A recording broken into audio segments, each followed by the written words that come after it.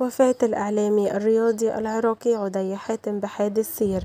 السلام عليكم ورحمة الله وبركاته. لأول مرة تابعوني ما تنسونيش باللايك وتشتركوا في القناة وتفعلوا زر الجرس علشان يوصلكوا الجديد والترند. توفى في ساعة متأخرة من ليل الثلاثاء الإعلامي الرياضي العراقي عدي حاتم بحادث سير تعرض له في العاصمة العراقية بغداد.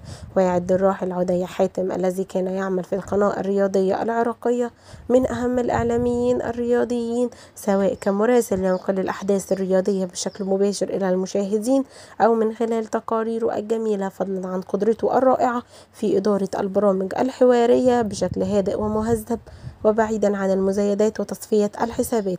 ويمتلك الراحل عدي حاتم قدرة هائلة في جعل تقريره أشبه بالقصة المثيرة، وقد حصل على شهرة واسعة عندما تناول قصة رحيل أسطورة الكرة العراقية أحمد راضي بفيروس كورونا في عام 2020 بطريقة حزينة للغاية. كذلك الحال عند تناوله رحيل مدرب فريق القرخ عبد الكريم سلمان، كما جعل من قصة رحيل حارس مرمى فريق النفط الشاب مصطفى سعدون قصة حزينة أثرت كثيرا بكل من شاهدها. وأثناء إقامة منافسات خليجي 25 في البصرة العراقية مطلع العام الحالي، تميزت التقارير التي أعدها الراحل عدي حاتم بالنوعية، لأنه قام بجولة سياحية في البصرة وسلط الضوء على الكثير من المهن والأماكن فيها بطريقة رائعة جدا.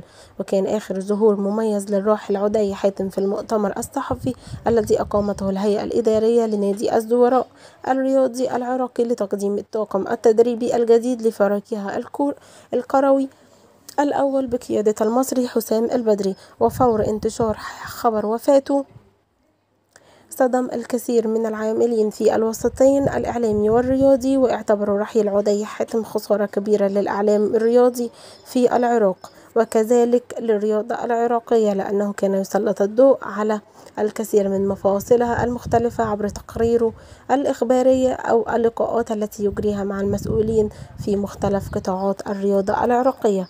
إنا لله وإنا إليه راجعون.